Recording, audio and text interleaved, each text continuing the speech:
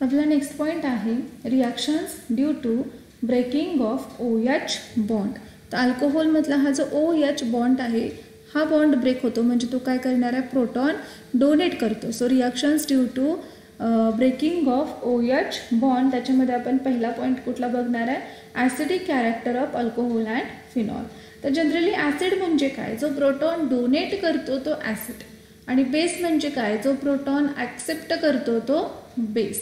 मग आपण मागच्या लेक्चरला काय बघितलं की लॅबोरेटरी टेस्टनुसार ॲक्वस सोल्युशनमध्ये फिनॉल हे वीक ॲसिडिक कॅरेक्टर दाखवतात. पुन्हा बघा, लॅबोरेटरी टेस्टनुसार फिनॉल हे ॲक्वस सोल्युशनमध्ये वीक ॲसिडिक कॅरेक्टर दाखवतात, पण अल्कोहोल हे ॲक्वस सोल्युशनमध्ये न्यूट्रल नेचर दाखवतात. बघा, फिनॉल हे वीक ॲसिडिक नेचर दाखवतात कशामध्ये, ॲक्वस सोल्युशनमध्ये, आणि अल्कोहोल हे न्यूट्रल नेचर दाखवतात. पुन्हा बघा, फिनॉल हे ॲक्वस सोल्युशनमध्ये वीक ॲसिडिक नेचर दाखवतात आणि अल्कोहोल हे ॲक्वस सोल्युशनमध्ये न्यूट्रल नेचर दाखवतात. According to which test, according to laboratory test. According to laboratory test, phenol, aqueous solution of phenol is weak acidic in nature. Aqueous solution of phenol, see here, aqueous solution of phenol is weak acidic in nature and aqueous solution of alcohol is neutral in nature. मग आपल्याला माहीतच आहे की phenol आणि alcohol दोघांमध्ये OH हा functional group present आहे. मग दोघांमध्ये प्रेझेंट असणारा फंक्शनल ग्रुप OH असेल तर दोघांच्या ॲसिडिक नेचरमध्ये फरक का, तर दोघांची ॲसिडिटी आपण कशावरून ठरवणार आहे, तर त्याचं आयोनायझेशन झाल्यानंतर म्हणजे अल्कोहोलचं किंवा फिनॉलचं आयोनायझेशन झाल्यानंतर त्यांनी तयार केलेला जो कॉन्जुगेट बेस आहे तो जर स्टेबल असेल तर फिनॉलची किंवा अल्कोहोलची ॲसिडिटी कशी असणार आहे, जास्त असणार आहे. थोडक्यात बघा, अल्कोहोलचं ॲक्वस सोल्युशनमध्ये आयोनायझेशन कशा पद्धतीनं होतं, अल्कोहोलचं ॲक्वस सोल्युशनमध्ये आयोनायझेशन कशा पद्धतीनं होतं, तर अल्कोहोल प्लस वॉटर हा काय करणार, बेंग ॲसिडिक नेचर, अल्कोहोल हे ॲसिडिक नेचर दाखवतात. सो बेंग ॲसिडिक नेचर तो काय करणार आहे, हा प्रोटॉन डोनेट करणार, हा प्रोटॉन काय करणार, डोनेट करणार. पुन्हा बघा, बेंग ॲसिडिक नेचर तो काय करणार आहे, हा प्रोटॉन डोनेट करणार. मग जर तो हा प्रोटॉन डोनेट करत असेल तर त्याचं कन्व्हर्जन कशामध्ये होणार आहे, alcohol get converted into alkoxide ion. Alcohol get converted into alkoxide ion. Proton donate करतो, त्याचं कन्वर्जन झालं RO-. हा प्रोटॉन कोणाला देणार, ह्या वॉटरला. So water get converted into hydronium ion. See, so alcohol is acidic in nature. So alcohol या ठिकाणी काय म्हणून वर्क करतोय, तर ॲसिड म्हणून वर्क करतोय, आणि अल्कोक्साइड आयन हा काय म्हणून वर्क करतोय, तर बेस म्हणून वर्क करतोय. कसं बघा, अल्कोहोलनं प्रोटॉन डोनेट केला म्हणून हा ॲसिड, आणि अल्कोक्साइड आयननं प्रोटॉन ॲक्सेप्ट केला म्हणून हा बेस. प्रोटॉन ॲक्सेप्ट कुठं करतोय हा, तर इकडून इकडं गेल्यानंतर अल्कोक्साइड आयनचं कन्व्हर्जन कशामध्ये होतं, रिॲक्शन रिव्हर्सिबल आहे. अल्कोक्साइड आयनचं कन्व्हर्जन कशामध्ये होतं, अल्कोहोलमध्ये होतं. म्हणजे त्याने काय केलं आहे, प्रोटॉन ॲक्सेप्ट केला आहे म्हणून तो काय झाला, बेस. आणि इकडून इकडे जाताना अल्कोहोलचं कन्व्हर्जन झालं अल्कोक्साइड आयनमध्ये, म्हणजे अल्कोहोलनं प्रोटॉन काय केलं आहे, डोनेट केलं आहे म्हणून अल्कोहोलचं कन्व्हर्जन झालं ॲसिड. अल्कोहोल हा ॲसिड आहे आणि ह्या ॲसिडचा हा जो बेस आहे किंवा ह्या ॲसिडपासून तयार झालेला जो बेस आहे या बेसला काय म्हटलं जातं, conjugate base. This base is known as conjugate base. मग ह्या कॉन्जुगेट बेसची स्टॅबिलिटी जितकी जास्त, ओके, कॉन्जुगेट बेसची स्टॅबिलिटी जितकी जास्त असेल तितकी काय असते, ॲसिडिटी जास्त असते. कुणाची ॲसिडिटी, ॲसिडची. कॉन्जुगेट बेसची स्टॅबिलिटी किंवा हा जितका जास्त स्टेबल असेल तितकी ह्याची ॲसिडिटी जास्त. पुन्हा बघा, हा जितका जास्त स्टेबल तितकी ह्याची ॲसिडिटी जास्त. पण हा जो अल्कोक्साइड आयन आहे ह्याची स्टॅबिलिटी फार कमी आहे. तर ह्याची स्टॅबिलिटी कोण कमी करतं किंवा ह्याला डिस्टॅबिलाइज कोण करतं, तर हा अल्किल ग्रुप. पुन्हा बघा, याच्यामध्ये आपण काय काय बघितलं. अल्कोहोलचं ॲक्वस सोल्युशनमध्ये आयोनायझेशन होतं आणि अल्कोहोलचं कन्व्हर्जन अल्कोऑक्साईड आयनमध्ये होतं. तर या रिॲक्शनमध्ये अल्कोहोल हा ॲसिड आहे का, तर तो प्रोटॉन डोनेट करतोय, आणि अल्कोऑक्साईड आयन हा बेस आहे का, तर तो प्रोटॉन ॲक्सेप्ट करतोय. That is alcohol get converted into alkoxide ion, आणि अल्कोहोलचा कॉन्जुगेट बेस जो आहे तो कोण असणार आहे, alkoxide ion. The conjugate base of alcohol is known as alkoxide conjugate base of alcohol is known as alkoxide ion. Okay, तर ह्या अल्कोऑक्साईड आयनच्या स्टॅबिलिटीवरती अल्कोहोलची ॲसिडिटी डिपेंड असणार आहे. पण अल्कोऑक्साईड आयन हा स्टेबल आहे का, तर अल्कोऑक्साईड आयन हा अनस्टेबल आहे, जो स्टेबल नाही आहे. तर त्याची स्टॅबिलिटी कोण कमी करतं किंवा त्याला डिस्टॅबिलाइज कोण करतं, तर हा अल्कील ग्रुप. का अल्कील ग्रुप कोणता इफेक्ट दाखवतो, सो अल्कील ग्रुप हा प्लस इंडक्टिव्ह इफेक्ट दाखवतो. अल्कील ग्रुप हा प्लस इंडक्टिव्ह इफेक्ट दाखवतो. मग प्लस इंडक्टिव्ह इफेक्ट म्हणजे कोणता, तर electron donating inductive effect. Alkyl group हा प्लस इंडक्टिव्ह इफेक्ट दाखवतो. प्लस इंडक्टिव्ह इफेक्ट म्हणजे कोणता, तर इलेक्ट्रॉन डोनेटिंग इंडक्टिव्ह इफेक्ट. मग जर समजा अल्कील ग्रुप हा इथं अल्कील ग्रुप जर इलेक्ट्रॉन डोनेटिंग इंडक्टिव्ह इफेक्ट दाखवत असेल, तर ह्या ऑक्सिजनची इलेक्ट्रॉन डेन्सिटी वाढवत असेल, तर हा प्रोटॉन डोनेट करणार नाही. मग जर हा प्रोटॉन डोनेट करणार नाही, तर याच्या फॉर्मेशनचा चान्स इथं काय झाला, कमी झाला. म्हणजे हा काय होणार आहे, डिस्टेबल होणार किंवा ह्याची स्टॅबिलिटी काय होणार, कमी होणार. म्हणजेच प्लस इंडक्टिव्ह इफेक्टमुळं alkyl group, plus inductive effect contain करणाऱ्या अल्कील ग्रुपमुळं अल्कोऑक्साईड आयनची स्टॅबिलिटी कमी होते, आणि अल्कोऑक्साईड आयनची स्टॅबिलिटी कमी झाल्यामुळं हा लॅबोरेटरी टेस्टमध्ये आपल्याला कसा दिसणार आहे, न्यूट्रल दिसणार. As a result alcohol does not ionise much in water. याचं जास्त आयोनायझेशन होत नाही, तर हा स्टेबल नाही आहे. ह्याची स्टॅबिलिटी कमी आहे, तर हा तयारच होणार नाही. हा तयार होणार नाही म्हणजे ह्याचं आयोनायझेशन जास्त होणार नाही. सो अल्कोहोलची ॲसिडिटी फार फार फार फार कमी आहे. अल्कोहोल हा very very very weak acidic nature दाखवतो. As a result alcohol does not ionise much in water and behaves like a neutral compound in aqueous medium. तो जवळपास न्यूट्रल कंपाऊंडसारखा बिहेवियर दाखवतो. ह्या सगळ्यासाठी कारण काय सांगायचं आहे, तर अल्कोहोलचं आयोनायझेशन झाल्यानंतर तयार होणारा जो अल्कोऑक्साईड आयन आहे, कॉन्जुगेट बेस आहे, त्याची स्टॅबिलिटी कमी आहे, तो अनस्टेबल आहे, तो डिस्टॅबिलाइज कुणामुळं केला जातो, तो डिस्टॅबिलाइज कुणामुळं होतो, तर प्लस इंडक्टिव्ह इफेक्ट कंटेन करणाऱ्या अल्कील ग्रुपमुळं. ठीक आहे. आता पुढे आपण काय बघणार आहे, आयोनायझेशन ऑफ अल्कोहोल. इथं आपण बघितलं आयोनायझेशन ऑफ अल्कोहोल. पुढे आपण बघणार ionisation of phenol. Ionisation of phenol. तर फिनॉलचं आयोनायझेशन कशा पद्धतीनं होतं, सी हा फिनॉल ॲक्वस सोल्युशनमध्ये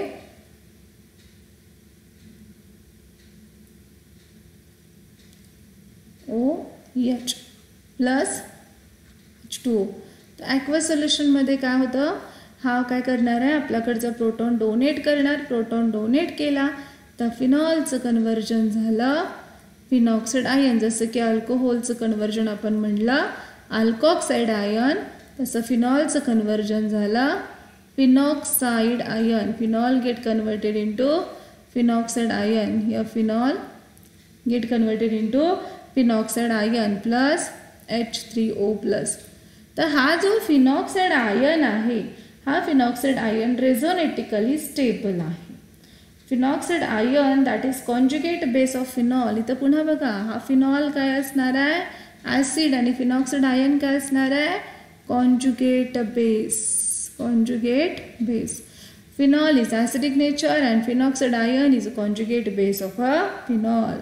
फिनॉक्साईड आयन हा फिनॉलचा कॉन्जुगेट बेस आहे, आणि हा फिनॉक्साईड आयन हा रेझोनेटिकली स्टेबल आहे. फिनॉक्साईड आयन हा रेझोनेटिकली स्टेबल आहे. कारण आपण 11वीला शिकलोय की रेझोनेटिंग स्ट्रक्चरची संख्या जितकी जास्त असेल तितकी स्टॅबिलिटी काय असते, जास्त असते. मग फिनॉक्साइड आयन जर स्टेबल असेल तर फिनॉलची ॲसिडिटी, कारण आपण काय सांगितलंय, ॲसिडिटी कुणावर डिपेंड असणार आहे, कॉन्जुगेट बेसच्या स्टॅबिलिटीवर. कॉन्जुगेट बेसची स्टॅबिलिटी जर जास्त असेल तर ॲसिडिटी जास्त असते फिनॉलची किंवा अल्कोहोलची. मग अल्कोहोलचा कॉन्जुगेट बेस स्टेबल आहे का, नाही. म्हणून अल्कोहोल हा न्यूट्रल नेचर दाखवतो, जवळपास न्यूट्रल नेचर दाखवतो. आणि फिनॉलचा कॉन्जुगेट बेस हा म्हणजे फिनॉक्साइड आयन हा स्टेबल आहे का, आहे. मग हा स्टेबल असल्यामुळं फिनॉल हा वीक ॲसिडिक नेचर दाखवतो. मग हा फिनॉक्साइड आयन स्टेबल कसा आहे किंवा ह्याचे रेझोनेटिंग स्ट्रक्चर्स कसे ड्रॉ करता येतील. सो ह्य first resonating structure of phenoxide ion, 1 2 3 या पद्धतीने घेतले तरी चालतात. कसे आपल्याला जसे सोयीस्कर आहे त्या पद्धतीने घ्यायचे. तर ह्या ऑक्सिजनवरती चार्ज आला मायनस. लोन पेअरची संख्या किती येणार बरं ह्याच्यावर, तर 3. ऑक्सिजनवर ह्या, कारण इथं लोन पेअरची संख्या किती आहे, 2. प्रोटॉन डोनेट करतो म्हणजे काय करतो, तर हा इलेक्ट्रॉन पेअर इथं देतो आणि इथून हा बॉन्ड ब्रेक होतो. म्हणजे हा इथं काय करतो, ही इलेक्ट्रॉन पेअर देतोय आणि हा बॉन्ड इथून ब्रेक झाला म्हणजे इथून काय बाहेर पडला, H+. मग इथे इलेक्ट्रॉन पेअरची संख्या किती झाली, 1 2 आणि 3. 3 इलेक्ट्रॉन पेअर म्हणून त्याच्यावरती चार्ज कोणता आला, मायनस. मग या 3 इलेक्ट्रॉन पेअरपैकी एक इलेक्ट्रॉन पेअर तो काय करणार, इथं देणार आणि हा जो पाय बॉन्ड आहे तो इथं शिफ्ट होतो. ह्याचं रेझोनन्स स्ट्रक्चर, पुढचं रेझोनन्स स्ट्रक्चर कसं आलं बघा.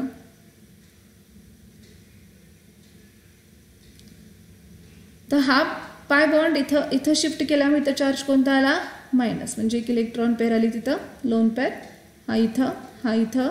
हा सिंगल बॉन्ड हा डबल बॉन्डमध्ये कन्वर्ट झाला. ऑक्सिजनवर लोन पेअरची संख्या किती आली आता, 2. तिसरी जी होती ती इथं शिफ्ट झाली, मायनस चार्ज आहे तो निघून गेला. त्यानंतर हा मायनस चार्ज इथं आणि हे इलेक्ट्रॉन्स इथं. 11वीला ज्या पद्धतीनं आपण रेझोनन्स स्ट्रक्चर शिकलोय त्याच पद्धतीने इथं काढायच्यात, काहीही बदल नाही आहे.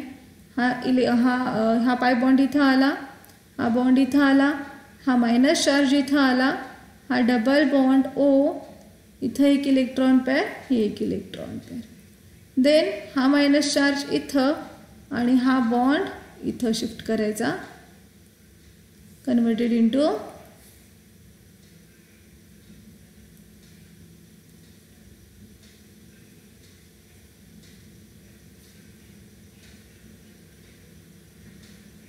त्यामध्ये घ्यायचं, कन्वर्टेड इंटू हा बॉन्ड इथं आला, हा एक बॉन्ड इथं आला, हा मायनस चार्ज इथं, हा डबल बॉन्ड O. पुढे बघा, हा मायनस चार्ज इथं आणि हा डबल बॉन्ड इथं. So here is the fifth resonating structure is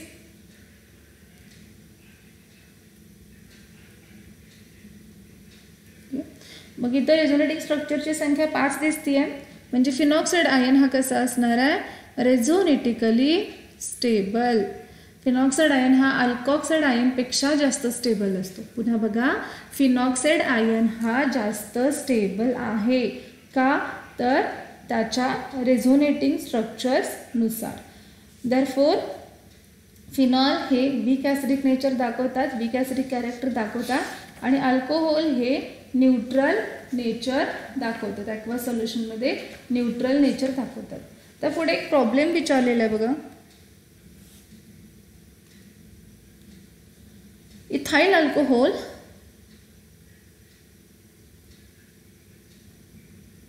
पहिला, दुसरा टर्शरी ब्युटाइल अल्कोहोल,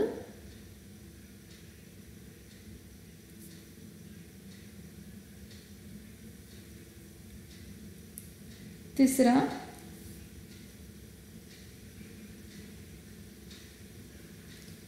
फिनॉल आहे हा, आणि चौथा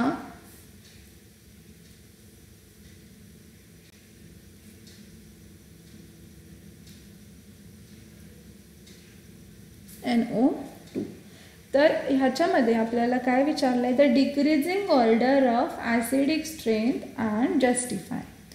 तर काय बघा, ॲसिडिक स्ट्रेंथ जास्त कोणाची असणार आणि कमी कोणाची असणार. तर आपण काय सांगितलं, अल्कोहोलपेक्षा फिनॉलची ॲसिडिक स्ट्रेंथ जास्त आहे. मग हे दोघं काय आहेत, तर अल्कोहोल आहेत, आणि हे दोघं काय आहेत, तर फिनॉल आहेत. तर आपण नंबर दिव्या हवा तर 1 म्हणूया, 2 म्हणूया, 3 म्हणूयात आणि 4 म्हणूयात. मग पहिला आणि दुसरा जास्त ॲसिडिक असणार का तिसरा आणि चौथा, तर तिसरा आणि चौथा हा जास्त ॲसिडिक का, तर फिनॉल आहेत. मग तिसरा आणि चौथा आपण पहिल्यांदा घेतला. आता तिसऱ्या आणि चौथ्यामध्ये बघा, तिसरा जो आहे तो फक्त फिनॉल आहे आणि चौथा जो आहे तो त्याच्या पॅरा पोझिशनला नायट्रो ग्रुप जोडला. तर ह्याच्यामध्ये फिनॉलचे रेझोनेटिंग स्ट्रक्चर काढला आणि पॅरानायट्रोफिनॉलचे रेझोनेटिंग स्ट्रक्चर काढला. तर पॅरानायट्रोफिनॉलचे रेझोनेटिंग स्ट्रक्चर ही 6 येतात, फिनॉलचे रेझोनेटिंग स्ट्रक्चर ही 5 येतात, तरी पॅरानायट्रोफिनॉलचे रेझोनेटिंग स्ट्रक्चर ही 6 येतात. मग more is the number of resonating structure, more is the stability. हा पॉईंट ऑलरेडी आपण बघितलेला आहे. रेझोनेटिंग स्ट्रक्चरची संख्या जितकी जास्त असेल तितकी स्टॅबिलिटी काय असते, जास्त असते. म्हणून 4 नंबरचा जो आहे त्याची ॲसिडिटी सगळ्यात जास्त असणार आहे. मग त्यासाठी आपण फिनॉलचं आणि पॅरानायट्रोफिनॉलचं दोघांचीही रेझोनेटिंग स्ट्रक्चर्स ड्रॉ करून बघूया. तर फिनॉलचं रेझोनेटिंग स्ट्रक्चर ऑलरेडी आपण 11वीला ड्रॉ करून बघितलेलं आहे. आणि आता फिनॉक्साइड आयनचं जे आपण रेझोनेटिंग स्ट्रक्चर ड्रॉ केलं आहे त्याच पद्धतीनं फिनॉलचं येणार आहे. इथं आपण ऑलरेडी बघितलेलंच आहे. हेच रेझोनेटिंग स्ट्रक्चर फिनॉलचं येणार आहे, फक्त इथं एच येणार, बाकी सेम. म्हणजे फिनॉलच्या रेझोनेटिंग स्ट्रक्चरमध्ये रेझोनेटिंग स्ट्रक्चर एकूण किती असणार आहे, तर 1, 2, 3, 4 आणि 5 ही 5 फिनॉलची रेझोनेटिंग स्ट्रक्चर्स असणार आहे. आणि पॅरानायट्रोफिनॉलची रेझोनेटिंग स्ट्रक्चर कशी येणार बघा,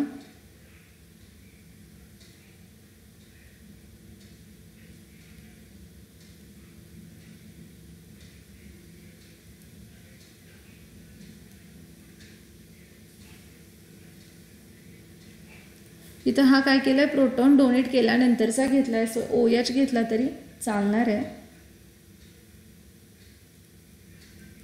N डबल बॉन्ड O आणि इथं सिंगल बॉन्ड, ह्याच्यावरती चार्ज प्लस आणि ह्याच्यावरती चार्ज मायनस. तर इलेक्ट्रॉनचं शिफ्टिंग दाखवायचं. हा इथं आला, सेम येणार आहे, काही फरक नाही. आणि हा इथं आला.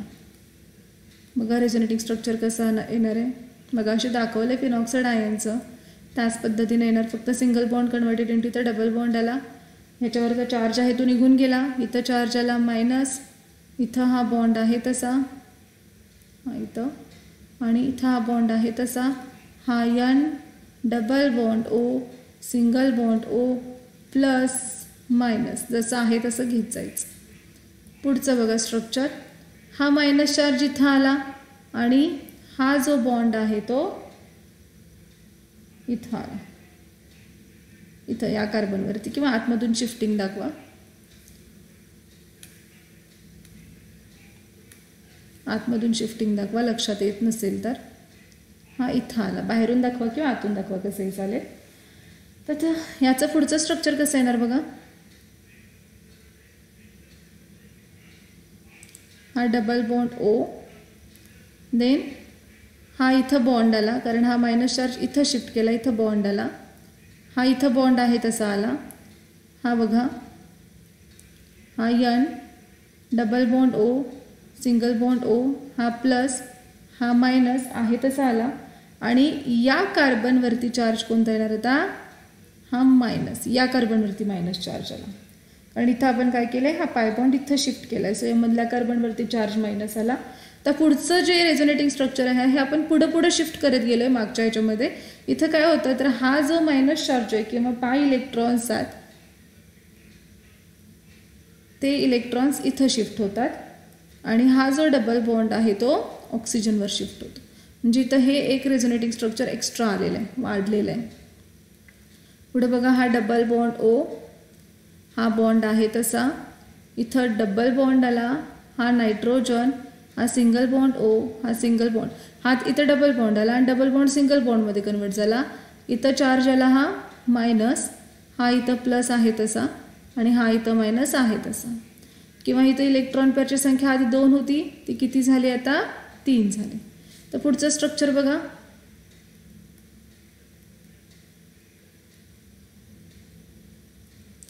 पुढचं स्ट्रक्चर याच्यामध्ये हा निगेटिव्ह चार्ज होता तसा इथं आला आणि हा जो डबल बॉन्ड आहे तो डबल बॉन्ड इथं शिफ्ट झाला, बाजूच्या इलेक्ट्रॉनवरती, बाजूच्या कार्बनला शिफ्ट झाला तो. ह्याचं पुढचं स्ट्रक्चर झालं. पुढचं स्ट्रक्चर कसं येणार आहे, इथं घेऊया पुढचं स्ट्रक्चर.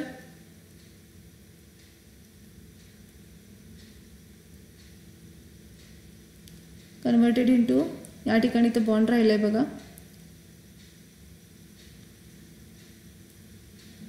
हा पुढचा इलेक्ट्रॉन आता इथं हा जो इलेक्ट्रॉन आहे तो इथं शिफ्ट केला, हा डबल बॉन्ड इथं शिफ्ट केला, तर हा पण शिफ्ट करायला पाहिजे.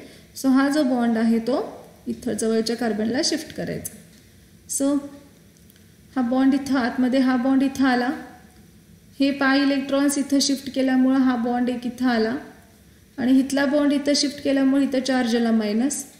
हा डबल बॉन्ड ओ आहे तसा, हा डबल बॉन्डचं कन्वर्जन सिंगल बॉन्डमध्ये झालं. सो सिंगल बॉन्ड हा नायट्रोजन, हा पुन्हा डबल बॉन्ड ओ आणि हा पुन्हा सिंगल बॉन्ड ओ. ह्याच्यावरती चार्ज आला, मायनस चार्ज होता तो निघून गेला, ह्याच्यावरती चार्ज प्लस आहे तसा आणि ह्याच्यावरती मायनस चार्ज आहे तसा. पुढच्या स्ट्रक्चरमध्ये काय होतं तर हा मायनस चार्ज किंवा हा इथं शिफ्ट होतो आणि हा होता तसा इथं शिफ्ट होतो. So the next structure is